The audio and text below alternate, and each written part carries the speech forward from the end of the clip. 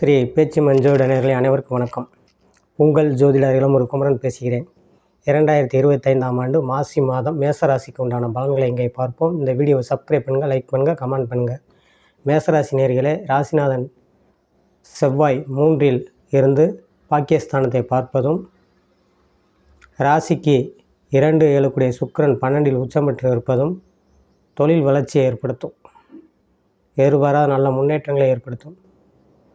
உங்களுக்கு லக்னாதிபதியும் செவ்வாயே, ராசியாதிபதியும் செவ்வாயே, 8 3இல் மறைந்து 9ஆம் இடம் பாக்கியஸ்தானத்தை பார்ப்பது உத்தியோகத்தில் உள்ளவருக்கு நல்ல முன்னேற்றத்தையும் வளர்ச்சியும் கொடுக்கும், இடமாற்றத்தையும் கொடுக்கும்.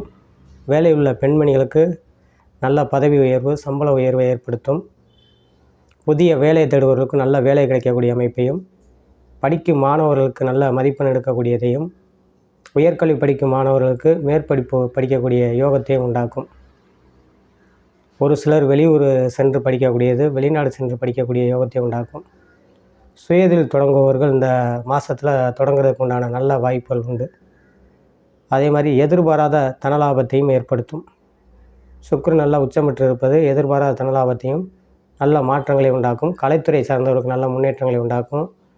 11இல் சனி இருப்பது இரும்பு உருக்காலை சம்மந்தப்பட்ட துறைகள் இருப்பவர்களுக்கும், 11இல் சூரியன் சம்மந்தப்படுவது எலக்ட்ரிக்கல் சம்மந்தப்பட்ட துறையில் இருப்பவர்களுக்கும், செவ்வாய் 3இல் மறைந்து 9ஆம் இடத்தை பார்ப்பது ரியல் எஸ்டேட் துறையை சார்ந்தவர்களுக்கும் நல்ல முன்னேற்றங்களை ஏற்படுத்தும். அதே மாதிரி உணவு சார்ந்த துறையில் இருப்பவர்களுக்குமே நல்ல லாபத்தை உண்டாக்கும். இந்த மாதம் உணவுத்துறை சார்ந்தவர்களுக்குமே நல்ல லாபத்தை உண்டாக்கும். திருமண வயதில் உள்ளவர்களுக்கு நல்ல வரன்கள் அமையும். ஏன்னா நிறைய பேருக்கு இந்த மேசராசினியர்கள் புறமே திருமணம் முடியலைன்னு ரொம்ப நாள் காத்து கொண்டு இருப்பவர்கள் புறமே அதுக்குண்டான வாய்ப்பு வீடு தேடி வரும்.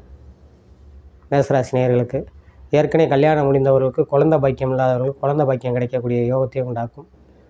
ஒரு சிலருக்கு இடம்பொருள் வாங்கக்கூடியதையும் வீடு கட்டக்கூடியதையும் ஏற்படுத்தும். பாக்கியஸ்தானத்தை செவ்வாய் பார்ப்பது, 9ஆம் இடத்தை பார்ப்பது சொந்த உறவுகள், அதாவது தந்தை வழி உறவுகளில் நல்ல முன்னேற்றங்கள் ஏற்படுத்தும். அதே மாதிரி தாய் தந்தையருக்கு கொஞ்சம் மருத்துவ செலவை ஏற்படுத்தும்.